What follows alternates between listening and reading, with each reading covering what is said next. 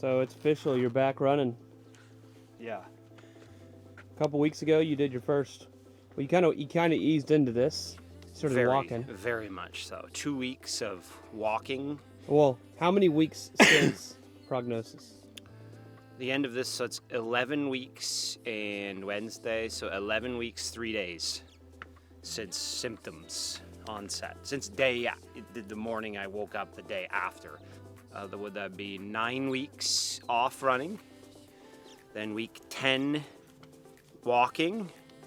Week 11 walking with the final starting to do some 1 minute jog, 2 minute jog. And then the last session of that week was a continuous 30-minute run. And then now this would be obviously week 12, and it has been one continuous run. So this will be my first full continuous running week, slowly lengthening the runs. Next week, again, continuing to lengthen the runs, but going to 4 runs. This week I'm only doing 3 runs.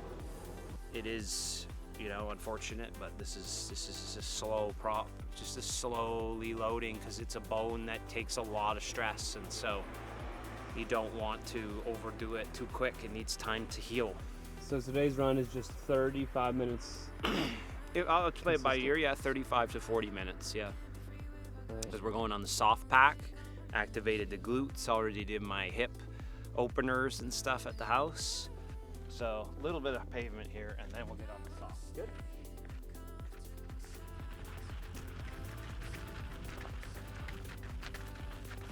There's no symptoms coming. So you never ran with pain? Never.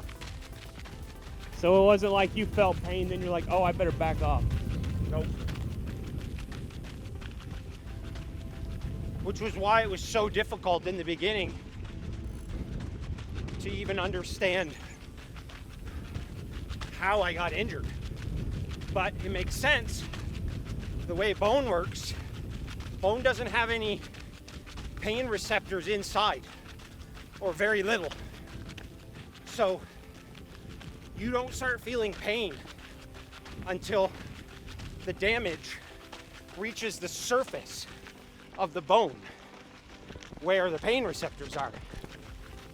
So when you start feeling bone pain, you have a lot of damage already in there. And that's how bones work, though.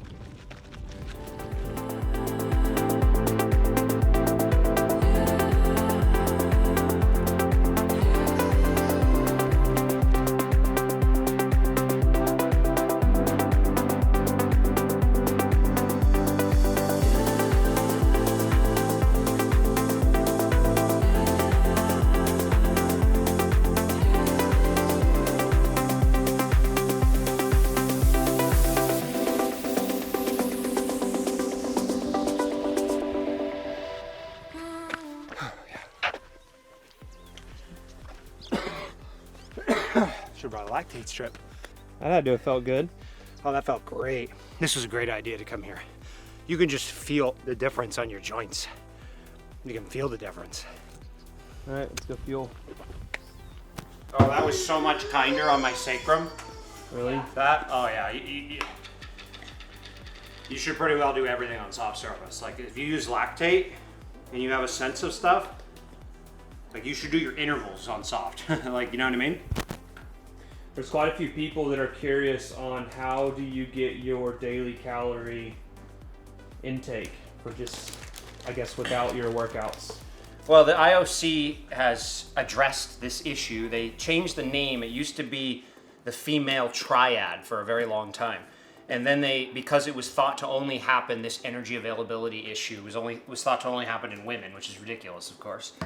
And so then they changed it to relative energy deficiency in sport. And so I think the big thing to think about, all of that stuff, just get rid of all those terms in my opinion, and just think about it as energy availability. In order for your body to do work and to want to do work, there has to be energy available regularly to do the work. And so anyhow, the IOC addressed this issue because they realized, oh wow, this is a real issue for a lot of people, known or unknown. And so did some studies, used some research, had some committees. Recommendation is 45 calories per kilogram fat-free mass to be or more, to make sure you're in a high state of high energy availability. So in pounds then, if you think in pounds, you just divide the 45 by 2.2 and it gets you right around 20 calories per pound fat-free mass. So why do they take out the fat? Because fat really doesn't cost much to maintain. Muscle is what's costly to maintain. So that's a lot of it has to do with how much muscle you have. So then you start to think about like bodybuilders and stuff who might be 220 pounds of muscle.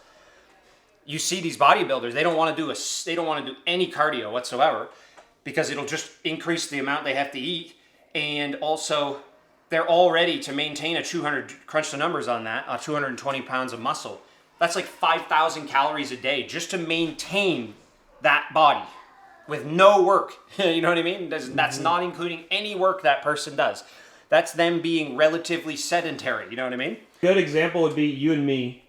We're about the same height. I weigh probably about 5 pounds more than you, but I would have way more body fat than you. So therefore, of your percentage, now of course, if you want to make this extremely accurate, you go get a DEXA scan, right? If you want to make it extremely accurate, I have had a DEXA scan before, and I haven't really changed much aside from losing a bit of weight. Initially, it would have been body fat, but I was already really low on the body fat. So for me, I'm able to get a decent estimate. I mean, just crunch the numbers. The difference between 100 pounds of muscle and 110 pounds of muscle, right? So 10 extra pounds of muscle is only a couple hundred calories, right? Yeah. And you would start, when you get in the habit of logging all of this stuff and understanding it, if you're gaining weight, then you know that you are in excess. That's what it means, right? You have high energy availability, really high energy availability if you're gaining weight.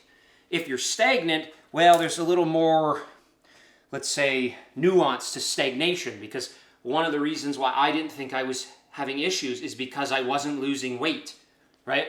And that's a huge misconception. But I was still in a low energy availability chronically, because I wasn't losing weight because of the fact that my body has downgraded a lot of cellular processes. And my proof of that, of course, is fracturing my sacrum and fracturing a rib and having low testosterone despite being a not super old male who takes care of myself relatively and exercises my legs a lot and stuff. And I have on the very low end for that type of a person, testosterone, etc. Bad sleep, bad everything. Yes, but in terms of the proof that my body is down-regulating reproductive things, that would be the proof. Bones are starting to break. Testosterone is not being produced. Like hormonal pieces of this puzzle are not being regenerated, as opposed to if I had better lifestyle factors, eating being one of them, then my testosterone, which is one of the reasons why I'm super excited about the monthly blood testing, is because I can, every month, get an update as to how these behavioral changes that I'm making are impacting my hormones. And so if my hormones are going in the right direction, then I can be confident that I'm in a state of energy availability, high energy availability, because my body is saying, oh great, I've got the energy available here. I can start to do these things that I would like to do that will make me efficient, more efficient, perform better, feel better. But it won't do those if you're in a chronically low energy availability state, because it needs to prioritize that little excess energy that it has to maintain more important things like the brain, like breathing, the heart, like stuff that's very integral. The bones is not considered to be super integral. You know what I mean? Mm-hmm. I'm living just fine with a broken bone.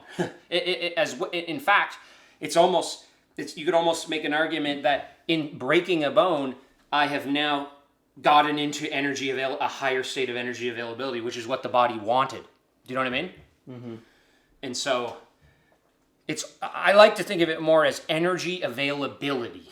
I like that term a lot better than relative energy deficiency. That's like weird, it's not very intuitive. Yeah. Energy is available for work to be done. And that's the IOC's recommendation is at least 45 calories per kilogram fat-free mass. In pounds would be around 20 calories per pound fat-free mass. And then you would have to do some sort of an estimation as to how much of your mass is fat-free. Notice, bones are included in that because bones take energy, right? Fat takes virtually no, I don't even know if fat takes any energy to maintain, right? Bones, tissue, all takes energy to maintain. Hence why the concept is fat-free mass.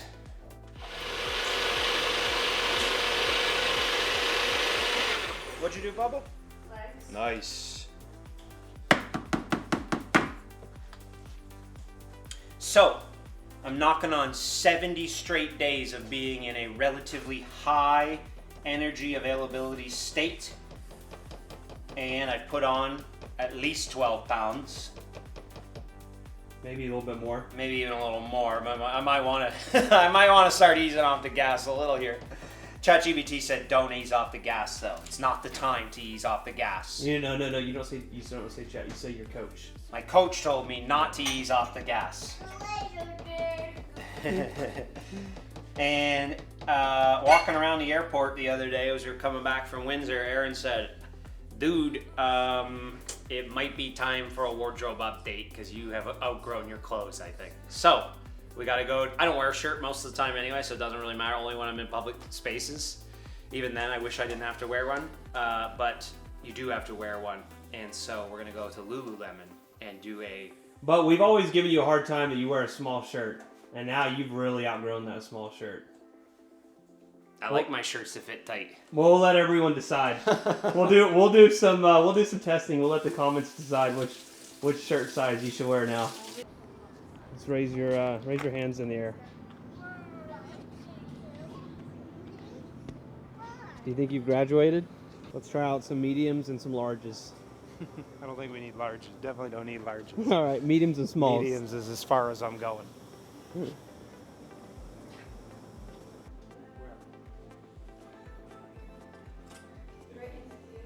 This I is personally prefer a small. This These is guys small. are starting to tell me that the smalls are getting too small for me.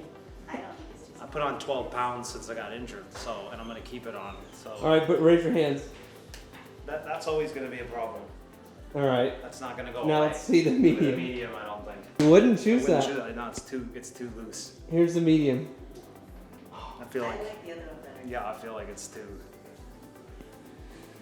Still does this, so it doesn't really change anything. Turn I don't around. know how often I'm like walking around. Yeah, I like that. This is too big. All right, we'll let everyone in the comments decide. All right, Really good with that shoes and socks too. I like this is medium. The top. Man, you must And be an shorts. ambassador. right. Yes. He's a VIP. Is it comfy? Nice. That's nice. I like that a lot. Medium. Yeah. I still feel though that in the other thing it's still small. In the metal bed. Mm-hmm. Okay. They're a bit longer though. I'll just All right, so a trade. We'll do half-half. All right. So I would say this probably, hopefully, will be the last boring video that we do for a while. Till the off season even. Because next time Talbot comes down, I'm gonna be training hopefully full tilt in all 3 disciplines. So it's been fun in some weird way. We've learned a lot. It's been a cool experience to make a lot of behavioral changes, and I think they're only going to help long term. But it's time to get back to some training, and it's time to start getting ready for some racing.